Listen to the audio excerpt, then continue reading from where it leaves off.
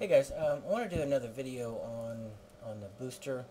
Now that I've created this mini base, I wanted to. That wasn't very nice. I wanted to go over some of the things that I like to sort of think about whenever it comes to putting the boosters in these mini bases. Um, I like to kind of plan. There's a couple of points that I think about, mainly 4 points that I think about whenever it comes to laying this booster.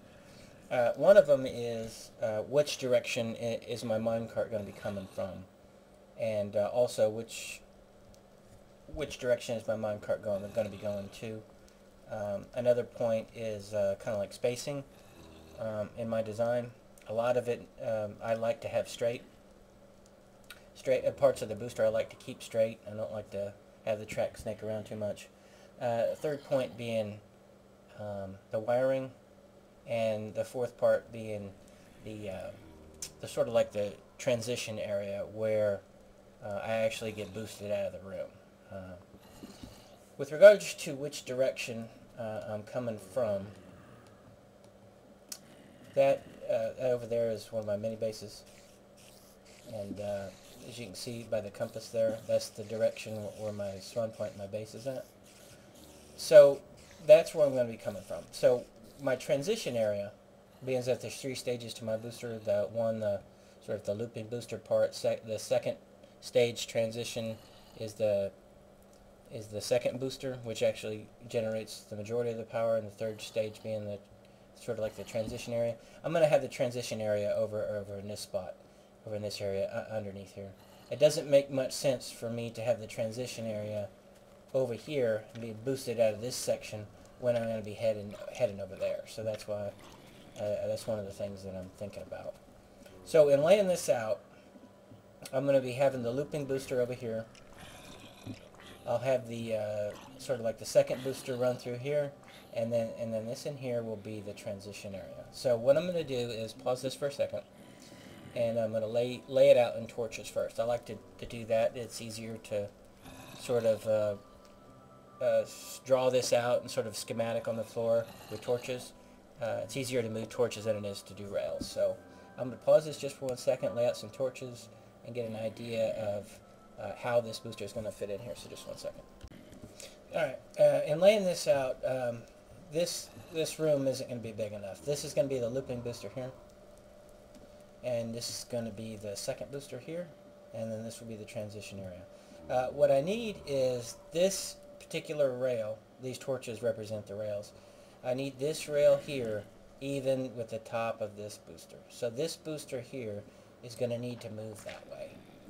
So what I'm going to end up having to do is I'm going to have to move this wall a little bit.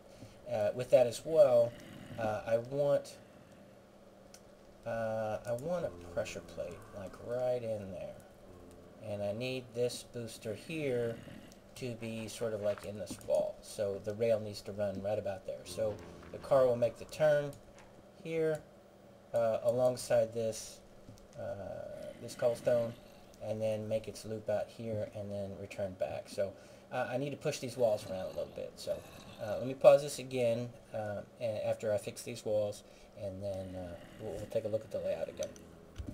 Okay, picking back up. I had to move this wall back a little bit, and the reason being I needed to move this booster closer to this wall here because I wanted this particular section to be straight. I didn't want this to snake like this and back around. I'm going to have a transition switch here, redstone torch underneath this, and I prefer that this section here be straight. It'll make this turn here. Pick me up here. This will be my pressure plate right here. It'll pick me up here, shoot me out this way, and then I could either choose to go that way back to my current base or over in this direction if I choose to. Through this pressure plate, back around here, pick up this second booster, run back here, and reset. So I had to move a couple of things around, mainly this wall. I had to move back a little bit just to keep this section straight.